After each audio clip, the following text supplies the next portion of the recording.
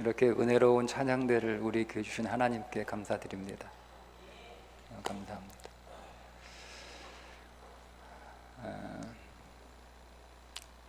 성경에 두려움이라고 하는 단어가 제일 처음 나오는 곳이 창세기 3장 10절입니다. 내가 동산에서 하나님의 소리를 듣고 내가 벗었으므로 두려워하여 숨었나이다. 내가 동산에서. 여러분, 인류가 두려움을 제일 처음 느낀 곳이 동산입니다. 에덴 동산, 파라다이스, 낙원. 낙원이라고 불리는 에덴 동산에서 인간이 처음 두려움을 갖게 되었다는 것. 여러분, 에덴 동산, 파라다이스 어떤 곳이에요? 파라다이스.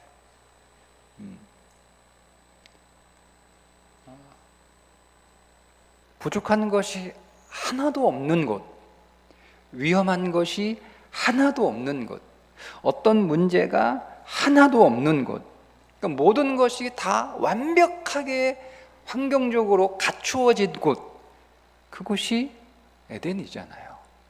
그런데 그 에덴에서 사람이 두려움을 갖기 시작을 했습니다. 에덴 밖이 아니에요. 에덴 안에서.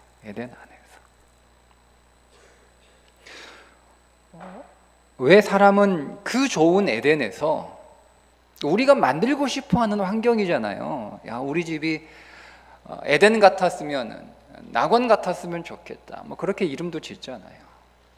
그런데 왜 그 모든 외형이나 환경에서 조금도 부족함이 없는 왜 그 에덴에서 사람은 두려움을 갖게 되었을까?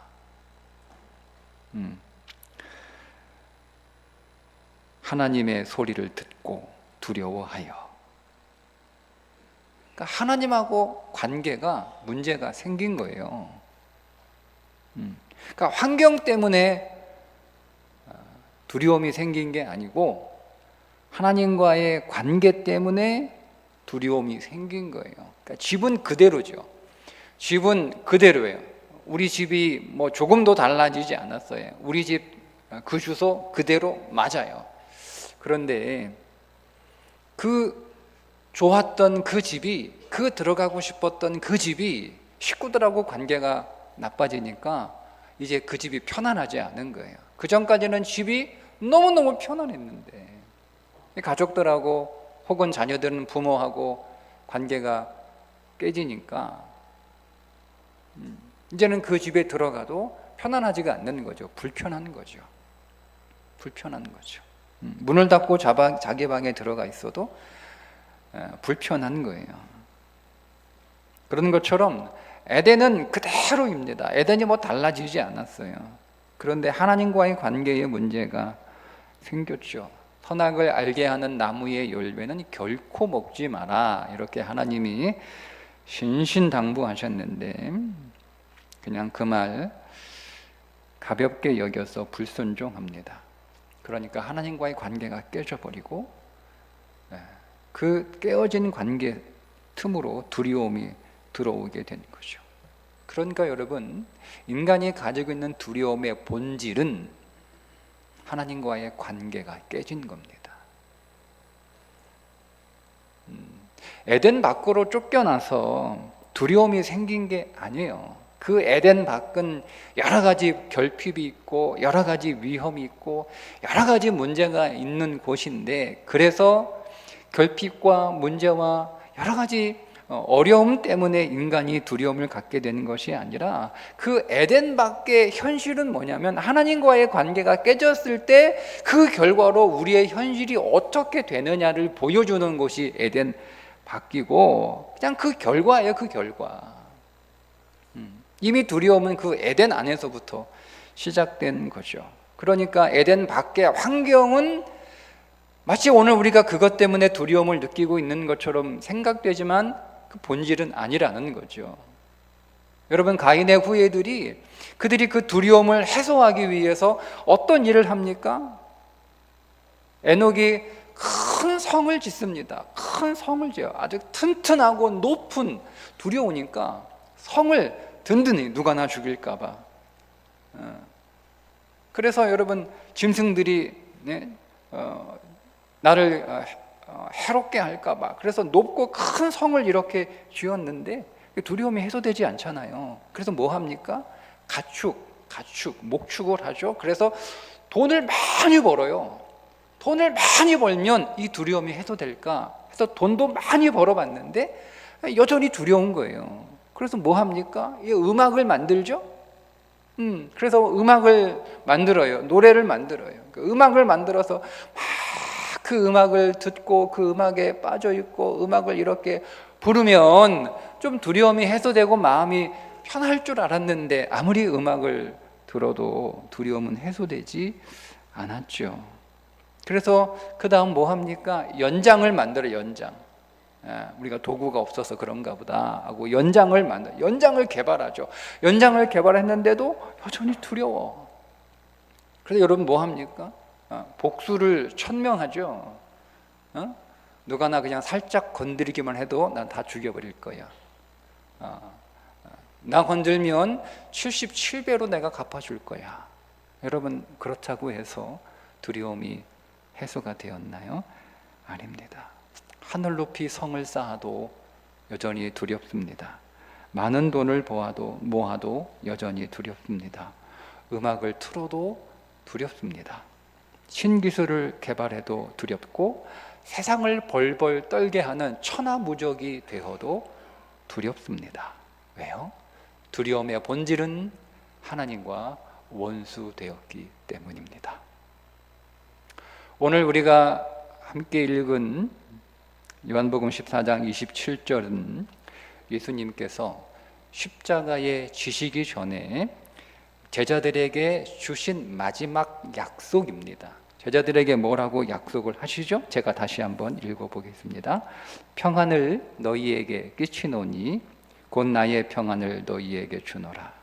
내가 너희에게 주는 것은 세상에 주는 것과 같지 아니하니라.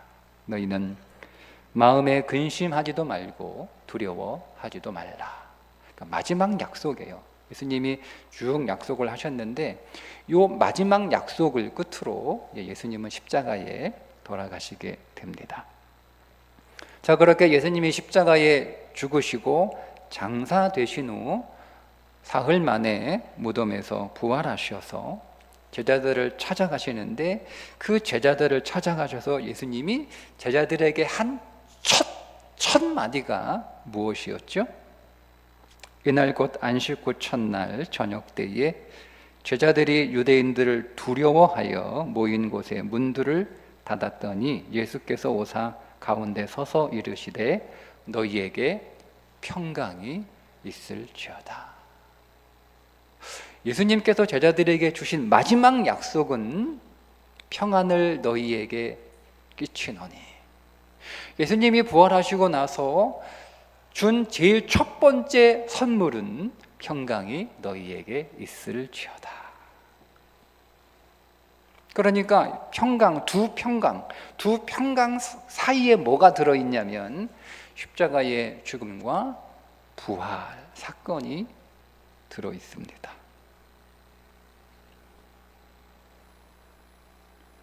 여러분, 십자가는 하나님과 원수되었던 우리가 화목하게 되는 사건이죠. 그는 우리의 화평이신지라 둘로 하나를 만드사 원수된 것 곧 중간에 막힌 담을 자기 육체로 허시고 법조문으로 된 계명의 율법을 폐하셨으니 이는 이 둘로 자기 안에서 한 세 사람을 지어 화평하게 하시고 또 십자가로 이 둘을 한 몸으로 하나님과 화목하게 하려 하심이라. 원수된 것을 십자가로 소멸하시고 또 오셔서 먼데 있는 너희에게 평안을 전하시고 가까운 데 있는 자들에게 평안을 전하셨으니 십자가, 화목, 화평, 원수된 것 하나 되게 하시고 평안을 전하시고. 그러니까 여러분, 십자가는 하나님과 우리가 원수 되었던 것이 막힌 담이 허물어져 화목하게 되는, 화평하게 되는. 그래서 예수님이 십자가에 죽으시기 전에 오늘 본문에 제자들에게 내가 너희에게 평안을 주는데 이 평안은 세상이 줄 수 없는 평안이라고 하신 거예요. 여러분, 돈이 없는 불안은 세상이 해결해 줄 수 있습니다. 여러분, 몸이 병들어서 생긴 두려움과 불안도 세상이 고쳐줄 수 있습니다. 공부 못해가 성적이 안 올라가는 그 걱정도 세상이 해결해 줄 수 있습니다. 그런데 하나님과 화목하게 되는 문제, 하나님과 화평하게 되는 문제, 세상 어디에서 여러분 해결받을 수 있어요? 누구를 찾아가면 하나님과 원수되었던 우리가 하나가 될 수 있습니까? 다시 화목하게 될 수 있습니까? 그래서 주님이 주시는 평안은 세상이 줄 수 없는 평안이라고 말씀을 하신 거예요. 십자가에서 화목제물이 되어 죽으신 후에 부활하신 후 주님 안에서 우리가 이제는 전혀 죄가 없는 완전히 새로운 피조물이 되었잖아요. 그게 우리에게 평강인 거예요. 왜냐하면 이제는 하나님과 우리의 막힌 담이 다 허물어지고 하나님과의 관계가 회복이 되고 이제는 온전하게 우리는 그리스도 안에서 하나님과 이제는 교제할 수 있는 관계가 되었으니 온갖 좋은 것이 아버지, 하나님이 이제 우리의 아버지가 되신 거죠. 하나님 아버지로부터 온갖 좋은 것이 우리에게 오기 때문에 온갖 좋은 은사와 온전한 선물이 다 위로부터 빛들의 아버지께로부터 내려오나니. 그러니까 우리가 평안한 거예요. 여러분은 그리스도 안에서 하나님과 화목해 되었음을 믿습니까? 진실로 믿습니까? 진실로 믿는다면 여러분 근심하지도 말고 두려워하지도 마십시오. 여러분 집에 있는 어린 아이들이 무엇을 먹을까, 무엇을 마실까, 무엇을 입을까 여러분 걱정하는 애들이 있습니까? 네? 어때요? 혹시 여러분 집에 여러분의 자녀가 지방에서 저 크게 막 한숨을 쉬면서 막 고민하는 거예요. 너 뭐 그렇게 걱정이 크냐? 뭐 이렇게 한숨을 쉬어? 라고 이렇게 물어보면 내일 내가 먹을 게 없어가지고 배 고를까 봐 그게 걱정이 돼가지고 한숨이 나와. 뭐 이런 애들 보셨어요? 애들은 그런 걱정은 전혀 안 해요. 전혀 안 해요.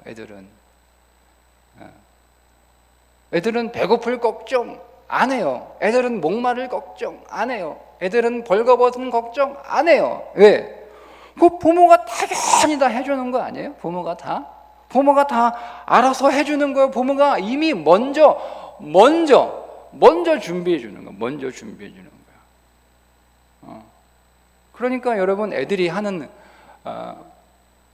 그거는 걱정이 아니고 고민이죠. 뭘 먹어야 되나? 냉장고 안에 먹을 게 많아. 뭘 먹어야 되나? 이걸 걱정하는 게 아니고 뭘 골라 먹어야 되나? 고민하는 거예요. 애들이 옷장에 옷이 많으니까 고민이 되는 거야. 오늘 뭐 입어야 되지? 다 입고 싶은데 우리가 또 하나밖에 못 입잖아. 그러니까 뭘 입을까, 뭘 고를까를 애들이 고민은 해도 입을 옷이 없어가지고 걱정하는 아이들은 없잖아요. 한 번은 제가 우리 교회 중학생 아이한테 야, 너는 집에서 잘못하면 뭐가 제일 걱정이야? 밥이요. 엄마가 자기 잘못하면 밥 안 준대. 그게 제일 걱정인 거예요. 제일 무섭다는 거예요. 네.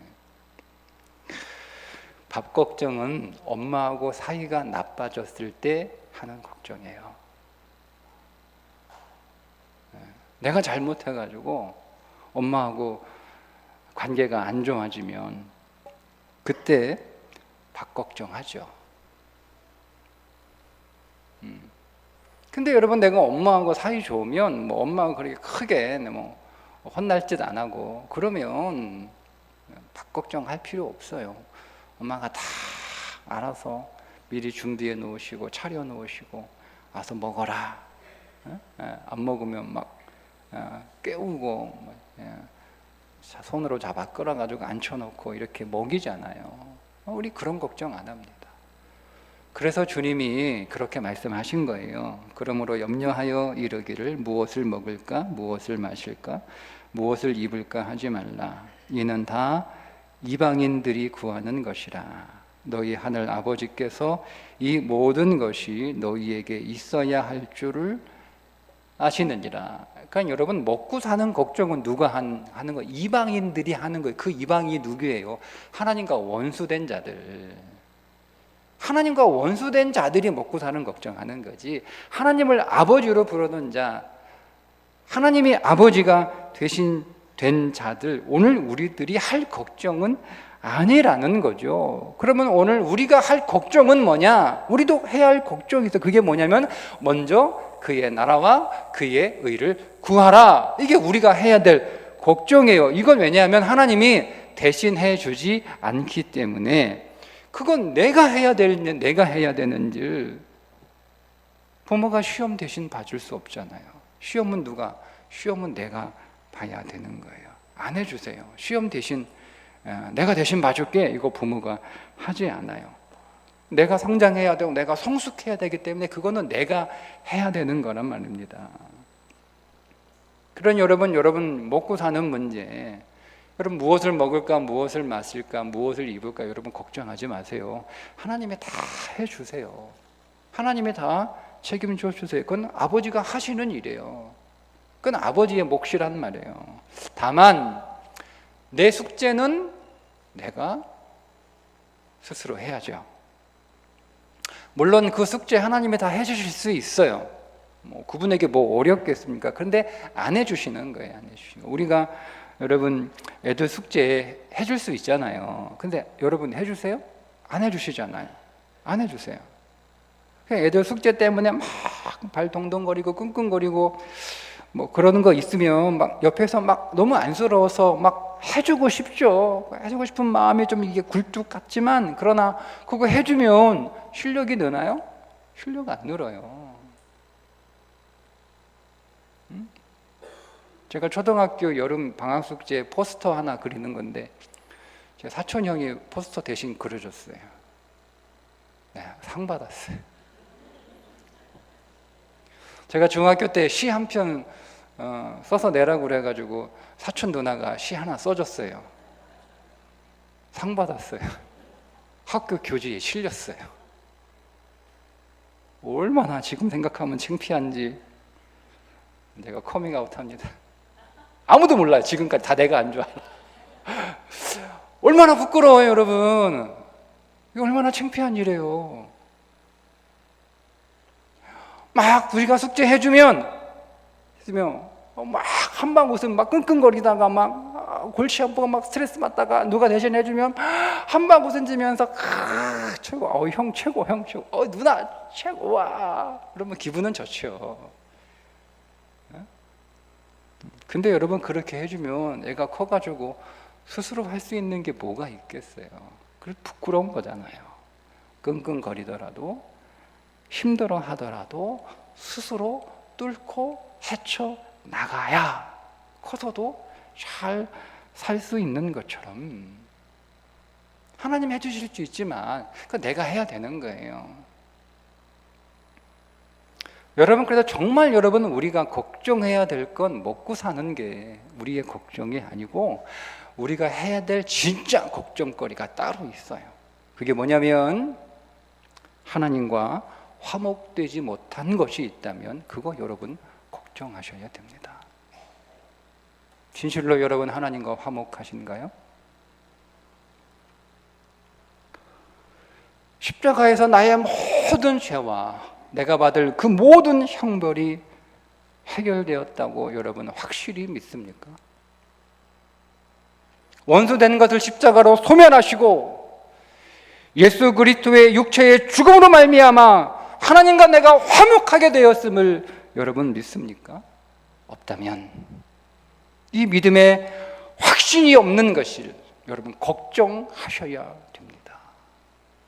가인이 그들의 후예들이 그들의 인생의 고민과 근심을 덜기 위하여 이것저것 많이 하는 창세기 4장의 이야기를 쭉 이렇게 성도 짓고 목축업도 하고 음악도 짓고 연장도 만들고 복수를 천명하는 천하무적이 되고 그 이야기가 끝난 그 마지막 4장 마지막 후반절에 보면 셋이 아들을 낳음에 그 이름을 에노스라 하고 그때부터 사람들이 비로소 하나님의 이름을 불렀더라고 나옵니다.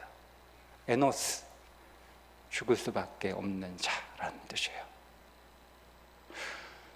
내가 하나님 앞에 서는데 내가 하나님하고 관계가 불화한 거예요. 큰일 난 거죠. 큰일 난 거죠. 그래서 오늘 우리의 인생의 문제는 진실로 먹고 사는 문제가 아니라는 거예요. 그것을 깨달은 자들이 그게 에노스예요. 하나님의 이름을 불렀더라. 하나님과 화목해진 것이 여러분 우리의 가장 큰 걱정이어야 됩니다. 근데 우리가 이것이 해결되었다면 왜 십자가에서 이게 다 해결돼 나는 이제 더 이상 하나님과 불화하지 않고 하나님과 화목한 이제 하나님은 나의 아버지가 되시고 나는 그분의 자녀가 되었으니 이 첫 번째 근심은 해결되었습니다. 두 번째 근심은 믿음의 방정식을 근심하셔야 됩니다. 진짜 여러분 내가 걱정해야 될 건 뭐냐면 내 앞에 있는 이 많은 여러 가지 삶의 문제들을 어떻게 믿음의 방식으로 풀어낼 것인가? 어떻게 믿음의 방식으로 풀어낼 것인가? 갈릴리 바다를 배를 타고 지나가던 제자들을 갑자기 거센 풍랑을 만나 우리가 다 죽게 되었다. 우리가 다 죽게 되었다. 그 두려움에 소리치고 떨고 있는 제자들에게 주님이 뭐라고 꾸짖으셨어요? 제자들에게 이르시되 어찌하여 이렇게 무서워하느냐? 너희가 어찌 믿음이 없느냐? 너희들이 정말 걱정해야 될 건 풍랑이 아니라는 거예요. 너희들이 정말 걱정해야 될 건 배가 물에 빠져 파손되는 걸 걱정할 것이 아니라는 거예요. 너희들이 정말 걱정해야 될 건 믿음 없음.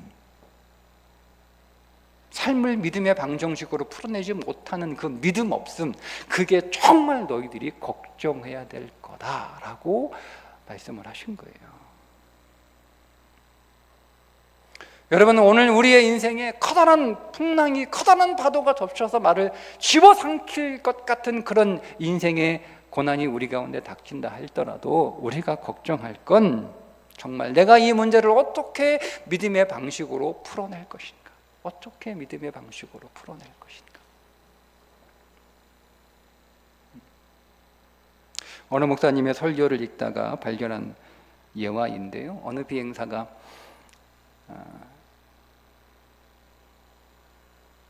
비행기를 활주로에서 이루골에서 한 2시간 정도 비행을 하고 있는데 비행기에서 이상한 소리가 들리는 거예요. 무슨 소리인가 이렇게 뭐지 이렇게. 근데 느낌에 이게 뭔가 비행기를 갉아먹는 그런 소리. 아, 이거 혹시 쥐새끼가 비행기에 착륙하고 있는 동안에 들어와가지고 갉아먹는가 보다.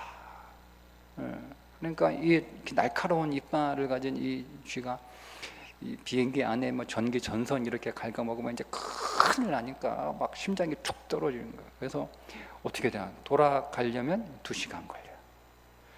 또 다음 목적지까지 가는데도 2시간 걸려요. 이래도 2시간, 저래도 2시간. 그러니까 이게 어떻게 할 수 없는. 그러다가 문득 생각이 든 게 이 설치류니까 이 높이 올라가면 이제 쥐가 죽겠구나 싶어가지고 비행기를 고도를 높이는 거예요. 1000피트 더 올리고 다시 또 1000피트 더 올리고 해서 2만 피트 상공까지 올라가. 그게 올라가니까 소리가 조용 아무 소리도 안 나는 거예요. 그렇게 해서 조금 예정된 시간보다 늦게 도쿄지 공항에 도착을 해서 착륙을 해서 이렇게 보니까 쥐가 죽어 있더랍니다. 여러분, 여러분이 믿음의 고도를 높여서 여러분의 인생의 문제를 믿음의 수준에서, 믿음의 차원에서 해결하십시오. 여러분, 우리의 많은 염려와 근심과 두려움들은요, 내 삶을 갉아먹어요. 그 내 삶을 때로는 추락시킬 수도 있어요. 그러니 여러분, 믿음으로 더 올라가시고 더 믿음의 고도를 높이셔서 믿음의 방정식으로 여러분의 삶의 문제를 꼭 풀어내심으로 여러분의 믿음의 수준이 더 올라갈 수 있기를, 더 성장하고 더 성숙할 수 있기를 주님의 이름으로 축복합니다. 기도합니다.